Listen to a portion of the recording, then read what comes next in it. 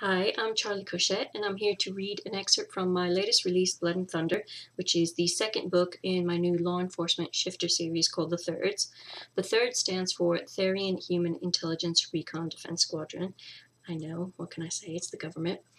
And this is a law enforcement agency that operates under the military branch of the US government. It consists of an equal number of human agents and Therian agents. For those of you who might not know what Therians are, they're the shifters in this world. And the Therians came about through the use of chemical warfare in the Vietnam War. A virus broke out, the melanovirus, and a vaccine was created using strains of animals immune to this virus. And that awakened a dormant mutation within the virus, and a new species was born, Therians. So now, on to some Blood and Thunder. In this scene that I'm going to read, Dex has gone against Sloan's orders. Sloan is the team leader of Destructive Delta, and Dex is a Therian partner. And Sloan is obviously not very happy, though we don't exactly know what the real reason behind his anger is. So here we go. Prepare for some swearing. Sit down, Sloan stated calmly. Dex pressed his lips together and did as asked. There was no telling how Dex would react, but Sloan reminded himself he was doing his job, and although his partner would most certainly disagree, he was doing it for Dex's own good. Sloan would have done the same had he been facing any other teammates. Pressing the record button on the panel of his desk's interface, Sloan began. Team Leader Sloan Brody, badge number 0102, issuing a verbal reprimand to Agent Dexter J. Daly, badge number 2108, for direct violation of Policy 23, failure to follow procedure. Dex gaped at him. You're taking disciplinary measures? Sloan paused the recording. Were you expecting special treatment? You mean because we're fucking? Dex hissed quietly, though with the room in privacy mode, Dex could shout at the top of his lungs, and no one would hear a word. No, I didn't expect any special treatment for that. What I did expect from you was guidance. You knew exactly what you were doing, Sloan ground out through his teeth. He leaned his arms on his desk and met Dex's stubborn gaze. That wasn't a rookie mistake, and you know it. You deliberately went against orders. Dex jumped to his feet. And I'd do it again. I'm not about to stand by and watch one of my teammates die when I can do something about it. The structure was unsound. It was sound enough. I was there and you weren't. This isn't about not following orders. It's about you not trusting me on the job or outside of it. What? You don't trust me. What the hell? Bullshit. You're my partner. I put my life in your hands every time we go out in the damned field. Only because you're taking the lead. You're not risking a part of yourself.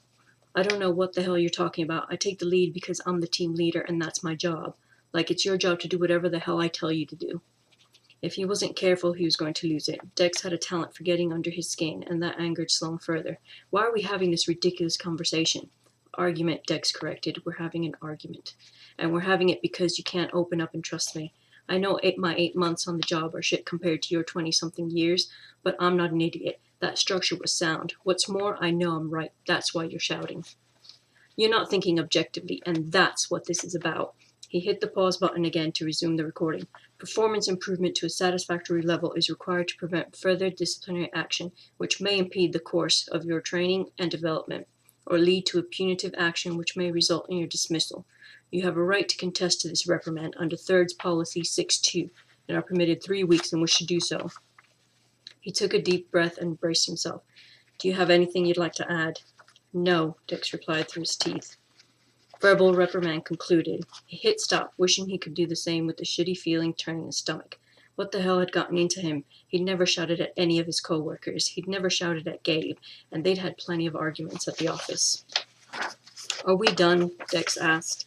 Sloan was tempted to keep arguing, but instead he nodded, not trusting himself to speak. Dex stood, typed his code into the panel, and marched out. Just Sloan's luck. Seconds later, Ash walked in. You okay? Again, all Sloan could do was nod. He dropped down into his chair, hearing the swish of the door and watching the walls go white. Ash came to stand beside him and stared at him in disbelief. You gave him a verbal reprimand? Why? Sloan glanced up at his friend. What do you mean, why? He disobeyed orders. We disobey orders all the time. Orders aren't always right. You know that better than anyone. Are you going to tell me how to do my job, too? What the hell's going on with you? You wouldn't have reprimanded Gabe. Sloan jumped to his feet to confront his friend. Gabe would have followed orders. Don't bullshit me, man. Gabe would have done the same. Hell, any one of us would have if we'd been in Dex's place, and I know you wouldn't have resorted to disciplinary measures. He has to learn he can't go off half-cocked, disregarding his safety like everything will turn out fine. So this is about Dex. Yes, it's about Dex. It's about him thinking he can do whatever the hell he wants without having to face the consequences. He thinks he's goddamn indestructible. No, I mean this is about how you feel about him. What the hell are you talking about? You think I don't see how close you two have gotten? It's fine. No one's going to hold it against you. Ash took a seat on the edge of Sloane's desk and shrugged. It was bound to happen. He's your partner. Sloane's frown deepened. There was no way Ash could know. You two have become close friends. You work together, hang out together. No one said you can't be friends with your partner. Look, the guy annoys the ever-living fuck out of me. But I can see why you like to hang out with him. You're too serious. We're too damn serious. And he's changed that. Ash let out a heavy sigh and tapped away at Sloane's interface as he spoke, bringing up several online news sites. After what happened to Gabe, I really thought that was it for you. Sloane's surprise must have shown because Ash glared at him. Don't look at me like that. Of course I was worried. You're my best friend, but let's face it, you're different with him. In a good way. He makes you laugh, drags you along to do stupid shit. He's like an excited puppy that never sits still, which makes me want to punch him. Sloan peered at his friend. You want to punch puppies? I'd never punch a puppy. What's wrong with you? Dex, I'd punch. So what's your point? My point is, before he came along, all you had was the job. I can never get you to fucking relax outside of it. I can't believe I'm saying this, and I swear if you tell him, I will deny it to my dying breath, and then I will beat the shit out of you. Don't screw this up, Sloan. Talk to him. He'll listen to you. The guy practically hangs off your every word. He tapped the desk and the board to Sloan's right filled with news articles, all concerning Dex. Sloan came to stand before the digital board, looking over at various photos of Dex captured by photographers spanning from Detective Walsh's trial to the bombing at the youth center. He stepped forward and double-tapped the image of his partner and lover emerging from the smoke-filled building, his arms slightly forward as if he were reaching for Sloan, who was walking ahead of him. The tagline read, Human Agent Dexter J. Daly saves Therian teammate in the aftermath of tragic events. Sloan swallowed hard. The irony wasn't lost on him. Talk to him, Ash insisted. The swish of the doors the only indication Ash had gone, leaving Sloan standing there in the silence of his empty office, staring at pale blue eyes. Damn it. He walked back to his desk and closed the window containing all the articles, leaving the reprimand glaring back at him. His fingers hovered over the submit button before he tapped the screen and hit delete instead, and asked him if he was sure. I don't know what the hell I'm sure about anymore. Tapping yes, he logged into his partner's communication device. Dex was in Sparta. Fucking fantastic. This wasn't going to end badly at all. He headed down to Sparta, mumbling a greeting to his fellow agents as he searched for Dex. Just his luck, he found his partner in one of the training bays, set up for boxing. Dex was down to his snug black undershirt, his tack pants, and bare feet. He was taking his frustration out on the battered leather bag swaying in front of him, with wraps around his hands instead of gloves. He didn't bother looking up to Sloan when he spoke. What, did you come to grade my performance? I'm not wearing shoes. Have I breached protocol again? You gonna throw a hissy fit every time I have to do my job? Yep, not going to end badly at all. Dex delivered a fierce left hook to the bag, followed by a right. You weren't doing your job, you were being a dick. Calm, remain calm. There are protocols and you failed to adhere to them. I'm really starting to hate that word, Dex muttered, delivering another right hook to the bag. The structure was safe. You don't know that. Sloan tried his hardest to summon his patience, despite knowing he wouldn't last much longer, especially with Dex's punches growing angrier. The sweat dripped on his face, and Dex stopped long enough to swipe the back of his hand across his brow. What if it had been Ash or Kale? Sloan rounded his shoulders, answering tersely, My orders would have been the same. You're letting your emotions cloud your judgment. Well, excuse me for having any, Dex spat out. That got Sloan's hackles up. What the hell's that supposed to mean? Nothing. Dex took back to the punching bag, but Sloan wasn't about to let him off the hook, not with what he was implying.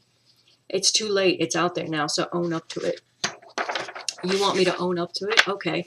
I know it's your job not to let things get to you, but sometimes I wonder if you have an off switch. Don't you get tired of being the Sloan Brody all the fucking time?